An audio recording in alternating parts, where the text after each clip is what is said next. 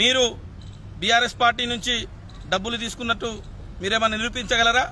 నిరూపించకపోతే ముక్కు నేలకు రాస్తారా? ఒకటి. రెండు, మీరు స్వచ్ఛందంగా తరలి వచ్చినటువంటి లంబాడి ప్రజలను ఈరోజు మీరు డబ్బులతో వచ్చిరని చెప్పేసి మాట్లాడుతూ ఉన్నారు. మీరు మమ్మల్నే కాదు అవమానించింది, యావత్ లంబాడి జాతిని, లంబాడి బిడ్డలను అందరినీ కూడా అవమానిస్తున్నారు. భవిష్యత్తు కాలంలో మీకు రాజకీయం అనేదే లేదు. ఇదే చివరి ఎమ్మెల్యే, మీరు ఇక జీవితాంతం మీరు మాజీ ఎమ్మెల్యేగానే ఉండిపోతారని చెప్పేసి తెలియజేస్తా ఉన్నాం. లంబాడి బిడ్డల యొక్క ఒకవైపేమో ఎస్టీ జాబితాలోకి వెళ్ళి తీసేయాలని చెప్పేసి కుట్రలు కుతంత్రాలు పంతా ఉంటే, వాళ్ళు అన్ని మీటింగ్లు పెట్టుకుంటా ఉంటే, గోండు బిడ్డలు కానీ ఆదివాసులను వాళ్ళ యొక్క నాయకులు రెచ్చగొట్టి వాళ్ళని మీటింగ్లు పెట్టించి మీ పార్టీలో ఉండి మీటింగ్లు పెట్టిస్తే నీ నోరెందుకు రాలేదు? ఆ ఆదివాసీ బిడ్డలందరూ ఆదివాసీ శాసనసభ్యులు మంత్రి సీతక్కతోటి కలిసి పోయిన రోజు నువ్వు ఎక్కడ ఏ ఊర్లో పడుకున్నావు? ఎందుకు లంబాడి బిడ్డలతోటి నువ్వు ఒక్కసారి కూడా లంబాడి బిడ్డలకు అన్యాయం జరుగుతుందని చెప్పేసి రిప్రజెంటేషన్ ఇయ్యలేకపోయినావు?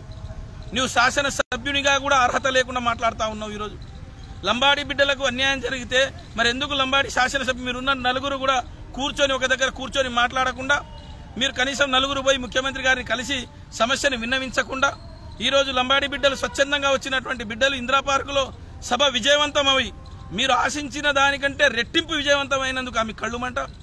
లంబాడి బిడ్డలకు మేము కూడా ఉస్మానియా యూనివర్సిటీ నుంచి మేము కొంతమంది మేధావులు అందరం కలిసి మీ ఇంటికి వచ్చి మిమ్మల్ని ఆహ్వానించినాం, ఆ కార్యక్రమానికి రమ్మని ఆహ్వానించినాం, శాసనసభ్యులకు ఆహ్వానించినాం. ఇది రాజకీయ పార్టీలకు అతీతంగా జరుగుతున్నటువంటి కార్యక్రమం, మీరు కూడా రావాలి, ఇది లంబాడి ఆత్మగౌరవానికి సంబంధించినటువంటి అని చెప్పేసి మిమ్మల్ని వేడుకున్నాం. అయినా మీరు ఆ రోజు అవహేళనగా మా విద్యార్థి నాయకుల పైన మాట్లాడారు. మీరు జిల్లాలుగా మీరు కావాలని చెప్పేసి కుట్రలు చేయడానికి ప్రయత్నం చేసిరు. ఆ రోజు మీరు కుతంత్రాలు చేసిరు.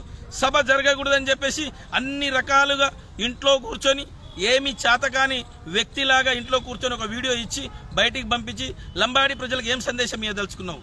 లంబాడి ప్రజలు ఏకంగా ఉంటే నీ సీటు కదిలిపోతుందనా? లేకపోతే నీకు ఇబ్బంది అవుతుందనా? లంబాడి ప్రజలు వచ్చి ఆత్మగౌరవ సభను ఆత్మగౌరవంగా ఉండాలి, మేము వలసవాదులం కాదు, మేము కుట్రదారులం కాదు, మేము క్రిమినల్స్ కాదు, ఈ తెలంగాణలో మా రక్తం ఉంది, ఈ తెలంగాణ ఏర్పాటులో మా యొక్క భాగస్వామ్యం ఉంది, ఈ తెలంగాణ ఏర్పాటులో ఈ భారతదేశ స్వతంత్ర ఉద్యమంలో మా భాగస్వామ్యం ఉందని చెప్పేసి ఎలుగెత్తి చాటడానికి వచ్చినటువంటి కార్యక్రమానికి మీరు ఈరోజు అవహేళన ఏ రకంగా చేస్తారు? ఏ రకంగా మీకు లంబాడి బిడ్డలకు అవహేళన చేస్తారు? ఎందుకు మీకు తస్మాత్ జాగ్రత్త అని హెచ్చరిస్తా ఉన్నాం.